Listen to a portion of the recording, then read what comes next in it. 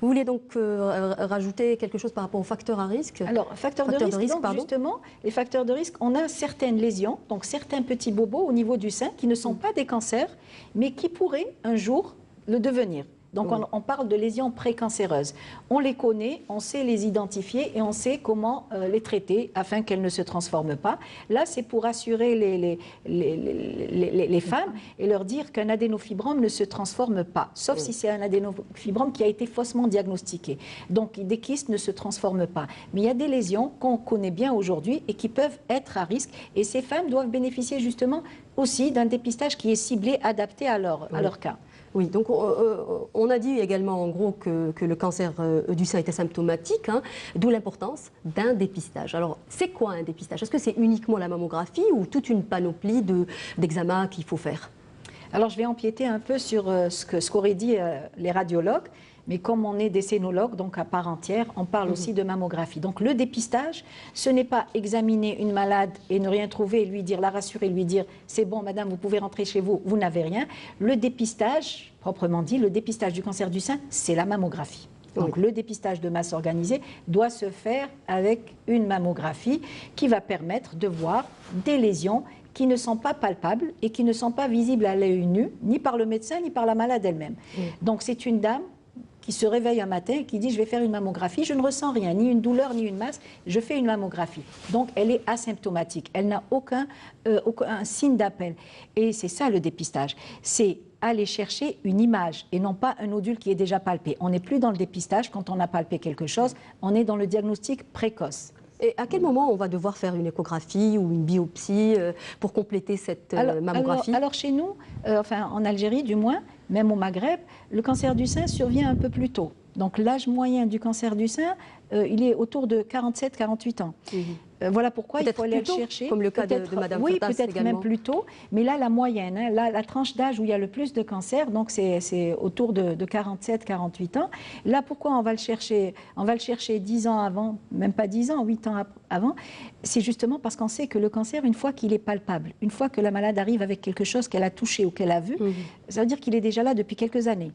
Et nous, le but du dépistage, c'est d'aller le chercher avant qu'elle ne le touche ou qu'elle ne le voie. Donc, on va 10 ans auparavant. On ne peut pas descendre en deçà de 40 ans parce qu'on ne verrait rien. Le sein de la femme jeune n'est pas très... la mammographie n'est pas très fiable parce que c'est un sein dense qui est glandulaire, qui est riche en glandes. Par contre, plus on avance dans l'âge et plus le sein devient graisseux et donc il se prête bien au dépistage. Voilà pourquoi, chez nous, le dépistage est à 40 ans. En Europe, il est autour de 50 ans. Oui, eux, c'est à partir entre 50 et 70 ans. Voilà. Oui. Alors, Madame Fertas, justement, on parlait de dépistage à l'instant. Comment les choses se sont passées pour vous? À quel moment vous êtes parti faire votre dépistage, hein? Vous avez fait votre mammographie. Quelle réaction avez-vous également avez-vous eu après le diagnostic?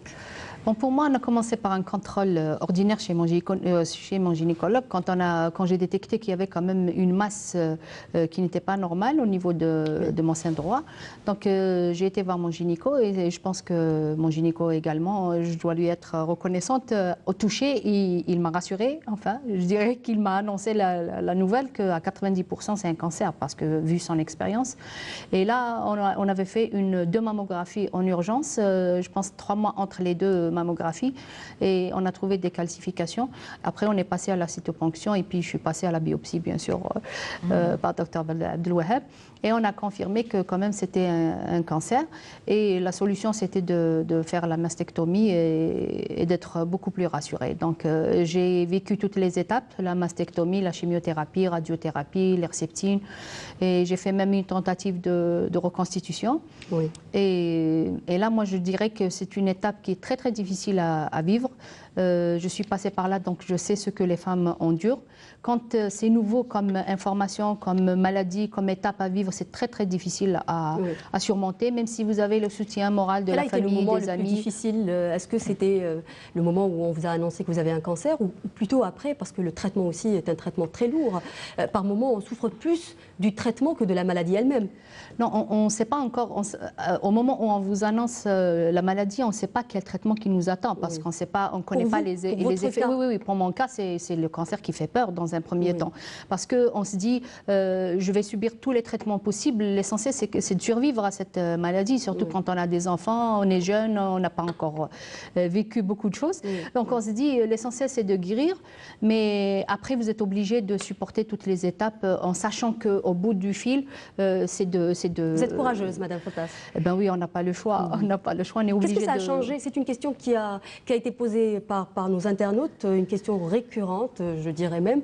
Qu'est-ce que ça a changé dans votre vie de faire une mastectomie? Votre vie privée, votre vie en tant que femme et votre vie privée, votre vie de couple? Dans un premier temps, on ne sent pas la différence parce qu'on se dit, quand on choisit entre vivre et perdre le sein, le choix n'est pas difficile à faire. C'est-à-dire, je préfère vivre pour mes enfants et continuer ma vie de famille, de couple, etc. C'est après, une fois guéri, moi je dirais que c'est à partir de 3 ans, de la 3e année, qu'on sent finalement qu'on a perdu quelque chose de précieux. Même si on devait choisir entre la vie et la féminité de la femme, c'est 3 ans après qu'on sent, du moins pour mon cas, c'est à partir de la 3e année que j'ai senti la différence de... D'où l'importance d'une reconstitution après. Voilà, et juste après, justement, on a fait une reconstitution avec mon médecin. Docteur Abdouhab, justement, voilà ce qui nous emmène à parler de la chirurgie. Encore une fois, c'est une question d'un internaute. Donc je rappelle que l'émission a une page Facebook sur laquelle on peut recevoir vos suggestions, mais aussi vos commentaires. Donc peut-on traiter le cancer du sein sans avoir recours à la chirurgie? Alors je vais rebondir un peu sur ce que disait, et elle le dit tellement bien parce qu'elle l'a ressenti bien sûr. Quand elle parle de mastectomie, elle dit le choix était facile parce que j'ai choisi de vivre. En fait, rien ne vaut la vie. Hein. On peut tout perdre, mais garder la vie, c'est quelque chose de très très important. Mais moi j'ai remarqué que chez les malades que nous recevons, l'annonce de la maladie n'est pas aussi... je veux dire, n'est pas aussi grave, n'est pas aussi difficile. Le vécu de l'annonce n'est pas aussi difficile que le vécu de la mastectomie. Oui. Quand on dit, parce que la malade, on lui dit, c'est un cancer. Oui, mais alors, vous allez m'enlever le sein, c'est ça. Elle tient à son sein. Elle oublie, elle fait un déni de la maladie. Est-ce qu'on peut éviter la chirurgie d'une manière générale dans un cancer? Bien sûr, nous sommes là aujourd'hui justement pour parler de ça, parce qu'avec un diagnostic précoce, avec un dépistage... Mais quand le cancer est avéré? Oui, même quand le cancer est avéré, justement, la chirurgie conservatrice, c'est-à-dire la chirurgie partielle... Mais il y a toujours chirurgie. On peut pas, voilà. Ah non, on ne peut pas éviter la chirurgie. Au contraire, justement, le traitement du cancer du sein, c'est en premier lieu, en priorité, la chirurgie. Justement, les cancers qu'on n'opère pas, ce sont des cancers qui ont déjà fait leur chemin. Donc, c'est soit des cancers qui sont généralisés, mais la chirurgie, c'est un traitement local. Au contraire, quand elles arrivent pour être opérées, on leur dit, c'est bon, vous arrivez à un stade chirurgical. C'est-à-dire où on peut sauver les choses. Quoi. Mais on s'oriente, vous venez de le dire, vers plutôt une chirurgie conservatrice, donc éviter les mastectomies, aller plus vers des tumoroctomies. C'est justement pour alléger toutes ces étapes, l'annonce de la maladie, l'annonce de la sentence, justement, de la sentence chirurgicale et l'annonce du traitement lourd. C'est pour éviter toute cette lourdeur du traitement qu'on est en train de parler de dépistage et de sensibilisation. On demande aux femmes d'arriver plus tôt pour ne pas être mutilées, pour ne pas souffrir de la chimio, pour ne pas perdre leurs cheveux, pour ne pas perdre leur féminité, parce que c'est tout ça qui rentre en considération.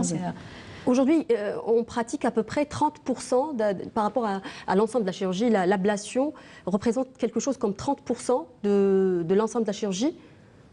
J'aimerais bien que ça arrive. L'ablation, c'est-à-dire la mastectomie. La mastectomie, oui. Non, c'est un peu plus quand même. C'est un peu plus. On est autour de 60% de mastectomie, de traitement radical. Et on aimerait justement inverser. J'espère que vous êtes en train de prédire un peu ce qui va se passer dans les années à venir. C'est un chiffre que j'ai trouvé en cherchant, en me documentant. Oui, chez nous, on fait carrément le double en mastectomie parce que les femmes continuent à arriver avec des tumeurs qui font 4 cm. Et il y a des limites pour faire un traitement conservateur. Oui. Est-ce qu'on s'oriente vers ce qu'on appelle la thérapie ciblée? Est-ce qu'on s'oriente vers ça? Tout à l'heure, dans le reportage, j'ai vu vous parler de traitements de plus en plus personnalisés. Donc sur le plan chirurgical, sur le plan médical. On fait des cartographies de la tumeur. C'est un peu comme des cartographies de la tumeur. Et ça, c'est grâce à la classification moléculaire. Donc quand on analyse, quand on fait une biopsie, aujourd'hui, nous faisons des biopsies justement pour les tumeurs qu'on palpe et même qu'on voit. Dès qu'il y a une lésion au niveau du sein, on fait une biopsie. Cette biopsie nous permet de savoir que c'est un cancer, mais pas seulement ça. Elle nous permet de dire comment il faut le traiter, parce qu'il y a toute une cartographie. Et donc, c'est des traitements qui sont personnalisés avec des thérapies ciblées pour celles qui répondent à certains récepteurs, certaines données.